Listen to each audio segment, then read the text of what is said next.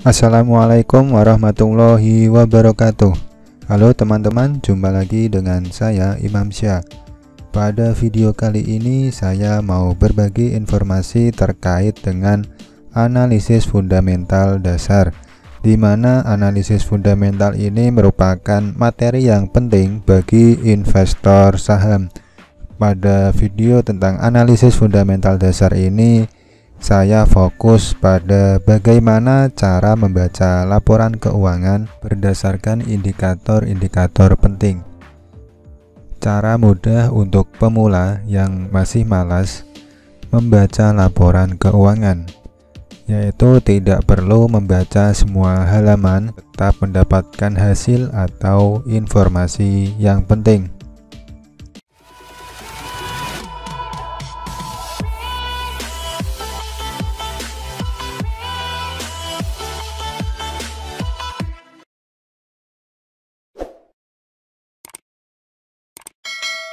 Ya, di sini analisis fundamental dasar membaca laporan keuangan, sumbernya laporan keuangan perusahaan.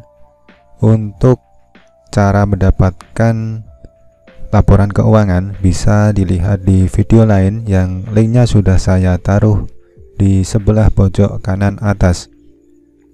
Baik, langsung ke bagian intinya, yaitu fokus pada beberapa indikator penting untuk melakukan analisis fundamental dasar tanpa harus membaca semua laporan keuangan. Yang pertama yaitu melihat aset, yang kedua melihat liabilitas atau kewajiban, yang ketiga melihat ekuitas, yang keempat pendapatan atau laporan laba rugi, yang kelima earning, yang keenam arus kas. Sebelum lanjut membahas laporan keuangan atau melihat laporan keuangan perusahaan, alangkah baiknya kita membahas satu persatu dari indikator masing-masing. Pertama yaitu aset. Aset adalah semua kekayaan yang dimiliki oleh perusahaan yang berwujud maupun tidak berwujud dan dapat diukur dalam satuan uang. Dua, liabilitas adalah kewajiban yang dihitung setara nilai uang dan harus dibayar oleh perusahaan kepada pihak lain.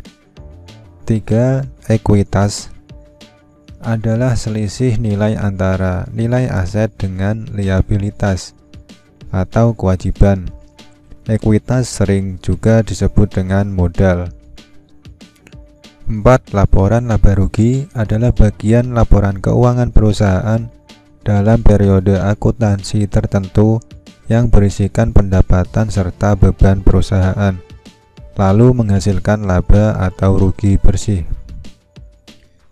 Sedangkan pendapatan adalah penghasilan yang timbul dari aktivitas perusahaan seperti penjualan produk atau jasa, dividen, royalti, dan sewa. 5. Earning. Kita di sini fokus pada earning per share atau laba bersih perusahaan, yaitu rasio keuangan yang digunakan untuk mengukur seluruh laba bersih dari setiap jumlah lembar saham yang diedarkan. Nomor 6. Laporan arus kas adalah bagian dari laporan keuangan perusahaan yang dihasilkan pada suatu periode akuntansi yang menunjukkan aliran masuk dan keluar uang perusahaan. Baik, kita langsung menuju contoh salah satu laporan keuangan. Di sini saya sudah mengambil laporan keuangan PT Semen Indonesia Persero Tbk dengan kode emiten SMGR. Bisa dilihat di sini untuk total halamannya yaitu 116. Tapi kita di sini akan mempersingkat, yaitu dengan melihat indikator-indikator yang penting. Di sini laporan keuangan biasanya pada bagian awal ada profil dan sebagainya. Ini untuk mempersingkat analisis fundamental dasar, biasanya kita fokus pada beberapa indikator penting yang sudah dibahas tadi. Ada aset, liabilitas, ekuitas, pendapatan atau laba rugi, earning atau earning per share, dan juga arus kas.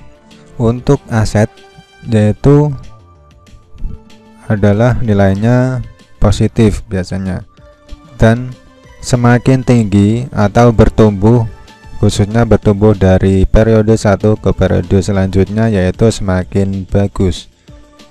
Untuk aset SMGR, nah ini positif dan ada kenaikan sedikit, jadi cukup baik untuk SMGR asetnya. Yang kedua yaitu liabilitas atau kewajiban, yaitu biasanya negatif. Karena negatif pengeluaran, jadi semakin turun maka semakin bagus. Kita lihat liabilitasnya. Nah, ini 34 sekian, ini 35 sekian, jadi ada kenaikan. Jadi sedikit kurang bagus kalau terus terangnya untuk laporan liabilitas SMGR, karena kewajiban atau liabilitasnya mengalami kenaikan. Selanjutnya yaitu ekuitas.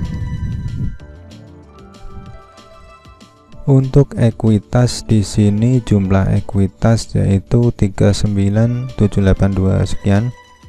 Di sini 39381 sekian. Ada penurunan sedikit. Jadi kalau dilihat ada yang kurang bagus dari ekuitasnya meskipun hanya sedikit.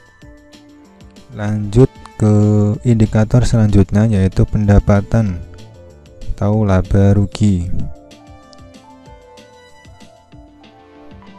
Di sini pendapatan ada laba kotor dan lain-lain. Untuk laba kotor di sini atau gross profit yang 2377 sekian menjadi 2255 sekian, ada penurunan sedikit.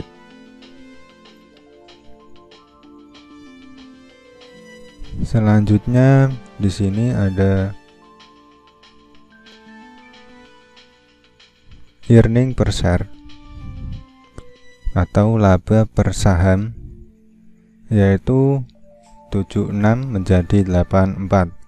Di sini ada kenaikan, jadi dilihat dari segi EPS atau earning per share, SMGR cukup bagus. Selanjutnya arus kas.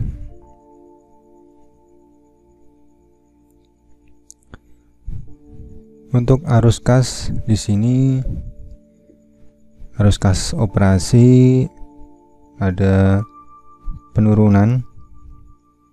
Untuk arus kas investasi ada penurunan. Untuk kas aktivitas pendanaan,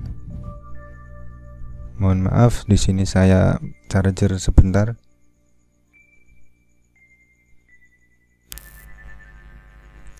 Lanjut untuk arus kas aktivitas pendanaan, yaitu juga ada penurunan. Dan hasil akhirnya di sini untuk arus kasnya masih positif meskipun ada penurunan dari periode sebelumnya ke periode 31 Maret 2022. Jadi itu tadi teman-teman contoh dari analisis fundamental dasar yang melihat dari beberapa indikator penting, yaitu dilihat dari aset, liabilitas, ekuitas, pendapatan, earning per share, dan arus kas. Jadi teman-teman sekalian bisa melakukan analisis fundamental dasar dengan membaca laporan keuangan perusahaan pilihan teman-teman dengan indikator-indikator tersebut supaya untuk meringkas waktu. Tetapi juga tidak menutup kemungkinan bahwa kita juga perlu atau dituntut nantinya apabila jumlah investasi kita juga modalnya besar, kita juga melakukan analisis fundamental juga harus secara mendalam. Jadi perlu banyak indikator lain yang harus diperhatikan. Ini bisa digunakan untuk pemula, untuk teman-teman retail yang masih belajar investasi saham, khususnya berbasis analisis fundamental. Jadi itu tadi video saya tentang analisis fundamental dasar. Sekian video kali ini.